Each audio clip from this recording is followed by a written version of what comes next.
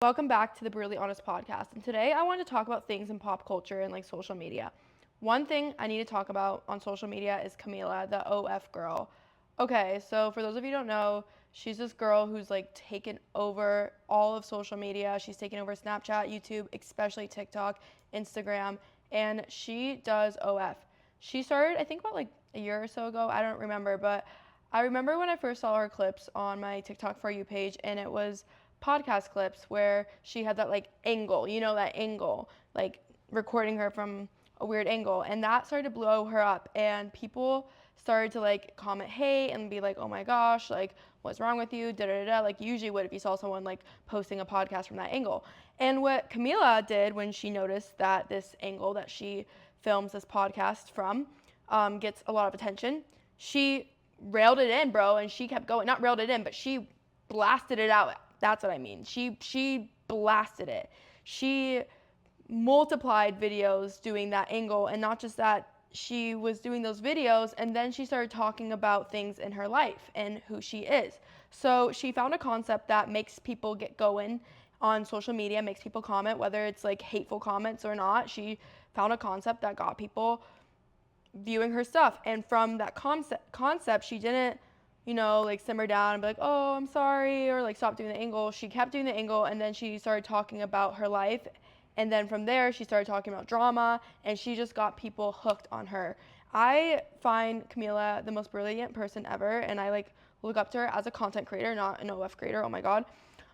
Because she found a way to get people to care about her. She found a way to create a branding on social media, a branding where she can just post herself now. She can just post videos of herself and they go viral. And that's one of the hardest things to do as a content creator, is to go viral just for being you. Everyone and their moms wants to be famous for just being them. Everyone and their moms wants to be famous from just posting a day in their life or like some selfies, and everyone and their moms thinks they can. Everyone thinks they have something special in them, and that's why there's so many people creating content, but there's only like 1% of the people who actually make it, and Camila is the 1% who made it. And not just that, she brought her friends with her. She made it as an OF creator, she made it as a content creator, and she made it as a personality. She got like the all three. Another thing that's really interesting is a lot of people think, oh, I'll just create an OF account and then everything will be good and I'll have money. No, it doesn't work like that. You need a following to make money on OF. It's so sad when these girls who like just go out of college, make an OF account because they see like people like Camila come so rich from it, and they think they'll come as rich as her, and they don't make the money that she makes. And they honestly have a hard time getting sales. Because if you don't have a social media background, if you don't have a social media following, you're not going to make it as an OF creator. I don't know why all these women just think that's the way out. That's why I also think that OF creators are pretty brilliant. A lot of them are. And it takes a certain amount of intelligence and resilience to be an OF creator, a successful OF creator like Camila and the whole Bop House. Like, I won't shame them because I know how intelligent they are. They figured out a way to hack the algorithm on TikTok to blow up for being just them and to convert it to OF. And that's how they came rich. So don't just think like, oh, I'll just make an OF account and they'll come rich. No, you have to learn strategies of social media and know the right ways to promote it. I just thought it was so interesting. So she got viral from that podcast clip thing, where she had the angle. That was her first thing that got her viral. And then she started talking about things while that was going viral on the podcast. Like, she would talk about Julia and their dynamic. And then that's how she brought Julia, her best friend, into it by creating fake drama with her. All of that drama was articulated in fake, and it was honestly so brilliant. They found a way to make their best friend. Camila found a way to make her best friend Julia, who does not have a lot of money, was just her assistant, to making a lot of money. From the beginning, with Julia being Camila's assistant, I can bet you that they came up with a game plan to get her money. They did not want her being a broke assistant for long, and that's when they came up with the drama plan. And it was honestly so good because they would do these videos back and forth talking bad about each other, but they would never cross the line. They would never go in on each other like real drama is. That's how I knew it was like fake drama. Like they would never go there. And also in the drama, they made Julia look a little bit more bad because Camila is the one bringing Julia in, so they know like Julia was ready to like get some more hate.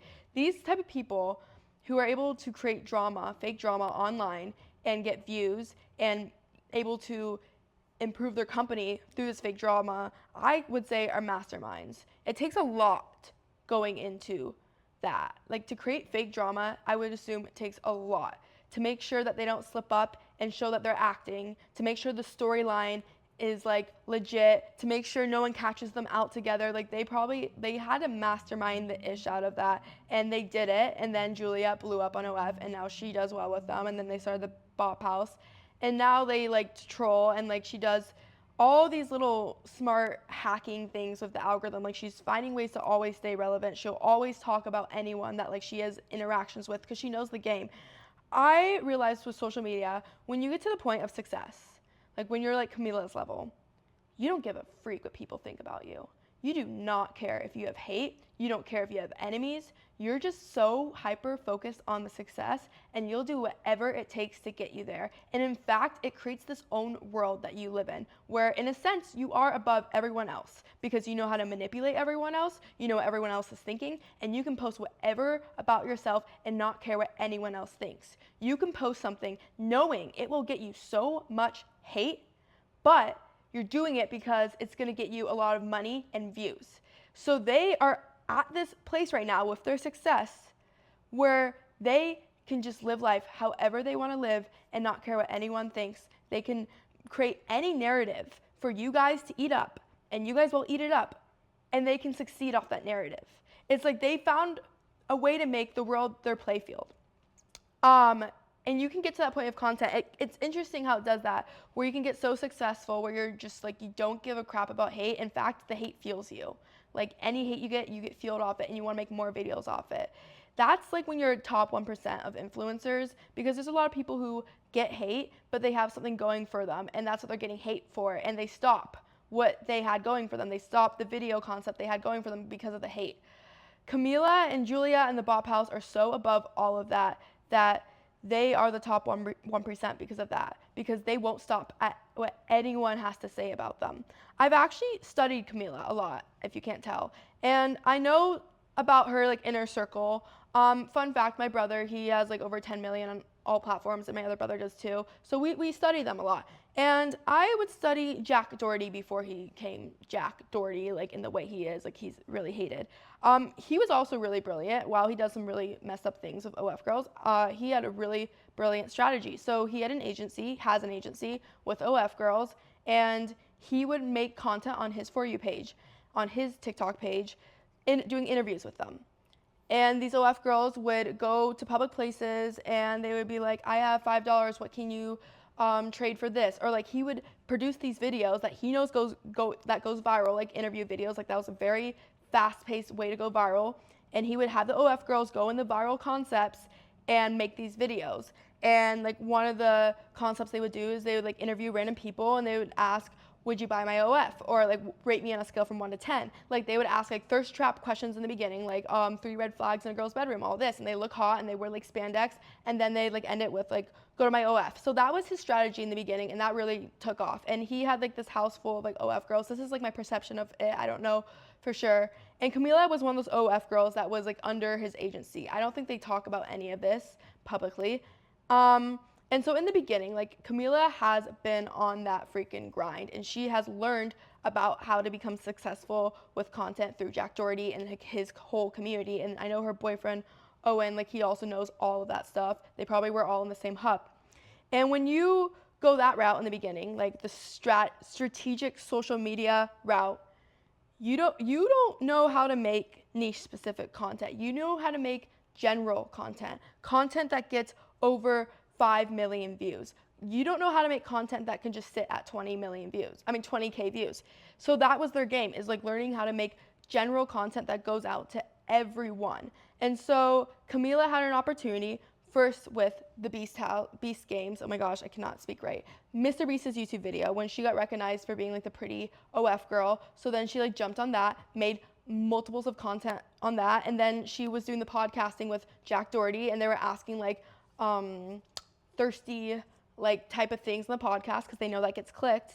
And then from there they discovered the angle, and then like they discovered that people will care what they have to say now that their podcast is known. And that's when she was able to get famous for being her, because she would talk about drama and she would talk about her personal life. Then she brought her brother on, and then she brought her friends on, and now we're hooked in. We're hooked in her storyline. I'm assuming she got so big to the point where she got out of the contract of Jack Doherty. I'm assuming she was definitely on a contract with him in the beginning, and he showed her the ropes in the beginning. Now, like, she doesn't even need to associate with him, which is interesting.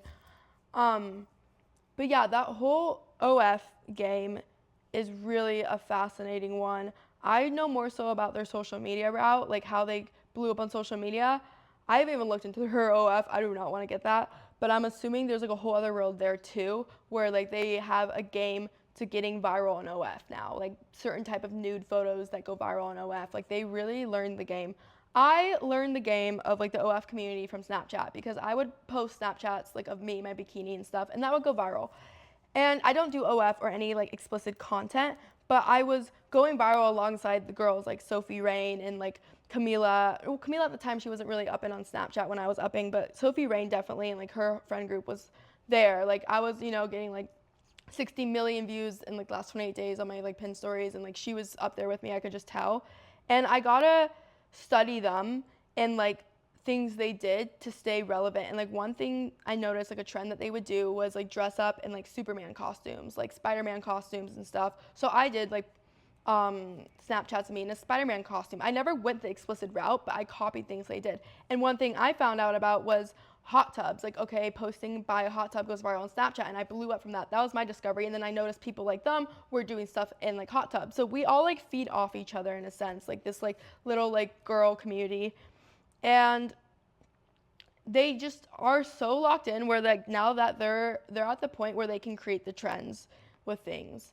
So that's just like my 2 cents on like Camila and stuff. I have a lot more I could go into it. I just find the whole OF world so interesting on social media, and how that's really been like up and coming and taking off, like all these OF people like coming on the surface of social media. I find that really interesting. First reason I find it really interesting is, do you guys know why we call it OF on social media? Like on TikTok, why they call it OF and not the full name? Some of you do, but for those who don't, because if you say the name of what OF is, like the full name, your video is immediately taken down. You're immediately demonetized. I'm nervous just talking like this on a podcast. Like, social media platforms do not like this ish. So if you notice, anytime that Camila and Julia or any of them are talking about their OF accounts, they're going to call it OF. They're never going to call it only whatever the full name is, because that will go against the guidelines. There's so many little things that go against the guidelines. And that's why OF is a really risky industry to go into as a content creator, as it used to be back in the days. But Camila and her whole squad found a way to be OF creators and known about it, be able to post on TikTok and talk about their job and not get like against community guidelines. In fact, she got verified recently on TikTok, which is absolutely insane. I know 2 years ago, TikTok would have never verified an OF creator. TikTok is so strict on that ish that you can't link it in your bio on TikTok, or your entire TikTok account is down.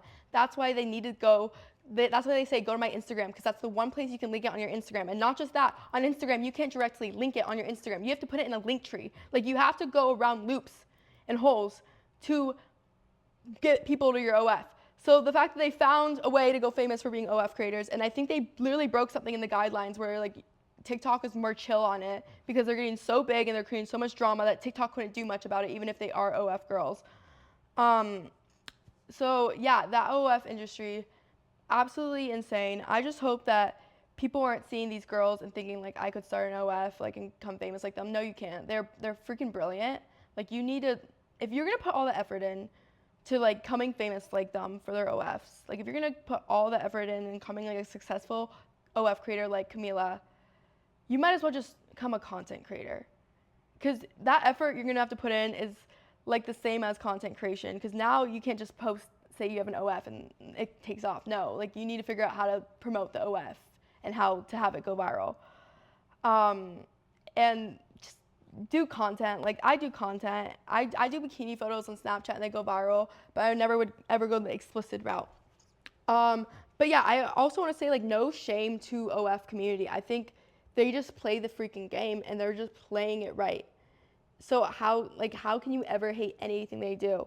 I just found it so interesting when they created all that drama with Julia to get her OF pushed out, because they found something. They found like the treasure of social media and the way to always go viral, which is through fake drama. Like, that's always been a thing, but they figured out their way to do it. And I recently on my For You page have been seeing like Piper and Capri. I've never heard of them ever in my life until like these last 3 weeks, because there's all this drama with them. How I guess Capri cheated on Piper. And I was interested. I was like, who are these random people? They're streamers. All of a sudden they're on my For You page. Like, they found a way to get people really talking about them and like break through things. And I saw that they had this drama, and they found a way to get everyone to care about the cheating incident. And I was going through Piper's page and I saw that she was friends with Sophie Ray, and I was like, oh, that makes sense. So my assumption is, this is just a theory, but Sophie Ray and like the Bop House group probably talked with Piper and Capri and show them their way. They said, hey, if y'all want to get more famous, create some fake drama. And I think they schemed all of like the breakup and like the cheating thing. I think it's all a plan just to get more views. If they're friends with Sophie Rain and the Bop House group, you bet you they know the game of social media. And those guys are the pros at faking drama and getting money and views off it. So I bet you Capri and Piper are still happily together, and they're this successful little couple that knows how to manipulate audiences and knows how to get us wrapped in their story, and they create this whole fake drama on him cheating on her. And it's so funny, I was thinking about that, and literally like 2 days ago he posts about how it's a prank, and like they are happy, they're kind of like happily together, and like she buys him a new car. They were playing, y'all. They were never broken up in the first place. They just did the Camila strategy that she did with Julia. They just did the same strategy. They faked a breakup. And now look at them. They blew up even more. These people are finding crazy ways to get masses of views and masses of numbers, and they're doing it through manipulating on audiences' perspectives on what's actually happening in their life and creating fake drama. They don't give an ish about what y'all think of them, because they're in this place where they're so successful that only thing is on their mind is becoming more successful. So whether they fake a breakup and the boyfriend Capri gets all of this hate, he's focused in. So he's so focused in where he can be online in a breakup, like known online for having a breakup with his girlfriend and cheating, for being a cheater online, and he can make a shirt saying I heart cheating, because he's playing y'all, and y'all eat it up. Y'all eat it. They're having so much fun with this cheating scheme right now. They're planning skits, like they're getting carried away by it, and it's working for them. So that's that. Like, I don't understand how people get so entangled in like drama on social media and don't really see the bigger picture in it. Don't really see how this is increasing everyone's engagement. Like, they get so entangled on hating on the person who is in the bad part of the drama, who did the person dirty in the social media drama. They're so focused on commenting, you're bad. They're not even seeing the bigger picture of the game. They're not even seeing how these two people in drama on social media are communicating and how it's affecting both their social media accounts, how they're getting known for things. So that's like fake TikTok drama that increases like views and stuff. Now let's go on to like more real TikTok drama. I've been seeing the Kayla and James Charles thing too a lot on my For You page. That's something that is real. Okay, that's something that she definitely did not plan for social media drama like Camila did. And it has a way more real and raw feeling to it. She had that whole situation happen to her. It's really sad. And it's all over the internet now. And she just got out of like court for it. I'm not even gonna get too much in the story. Like, she just got out of court for it.